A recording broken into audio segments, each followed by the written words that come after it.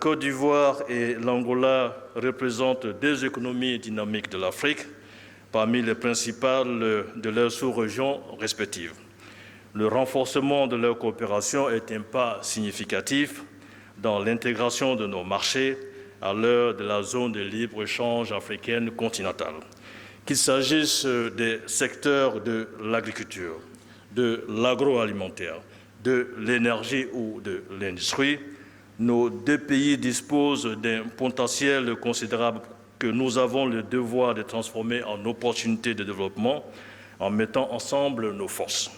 C'est donc tout le sens de ce forum économique qui arrive à point nommé. L'objectif est de concrétiser notre volonté de développer davantage les flux de nos échanges qui restent très modestes, à peine 45,5 millions de dollars en 2022, au regard de nos potentialités respectives. Ces échanges se limitent encore à un nombre restreint de produits.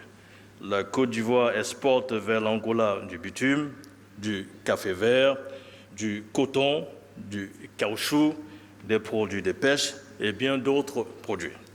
Elle importe de l'Angola essentiellement des bouteilles, des bonbonnes de gaz, du butane liquéfié, des produits alimentaires et divers biens de consommation. Nous pouvons faire mieux et la langue ne doit pas être une barrière. C'est pourquoi je suis particulièrement heureux de la participation à ce forum d'une forte délégation d'entreprises angolaises. Et je voudrais vous dire, chers confrères et certainement chers futurs partenaires d'affaires, que vous êtes les bienvenus en Côte d'Ivoire. Notre pays a fait du secteur privé le pivot de sa croissance et de son développement économique, avec des concertations permanentes entre le gouvernement et les organisations patronales qui contribuent à l'amélioration continue du climat des affaires et à l'essor des entreprises. La Confédération générale des entreprises de Côte d'Ivoire, qui fédère près de 80% du secteur privé moderne, se tient à vos côtés pour vous aider à développer des affaires en vue de créer en synergie avec les entreprises ivoiriennes un cadre de prospérité partagée. Notre plan national de développement 2021-2025, en cours d'exécution, réserve 74% du montant total des investissements, soit près de 72 milliards de dollars au secteur privé. Nous sommes disposés à vous faire profiter de cet environnement marqué par de nombreuses facilités offertes par notre code des investissements et les codes sectoriels.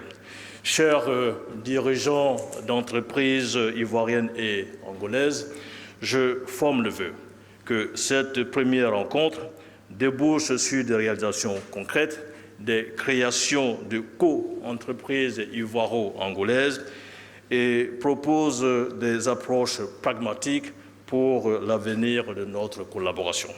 Je vous exhorte à prendre une part active aux différents panels ainsi qu'aux rencontres B2B et B2G prévues ces jours. Partageons nos expériences et développons une bonne connaissance mutuelle de nos marchés pour tirer le meilleur profit des opportunités d'affaires dont ils regorgent.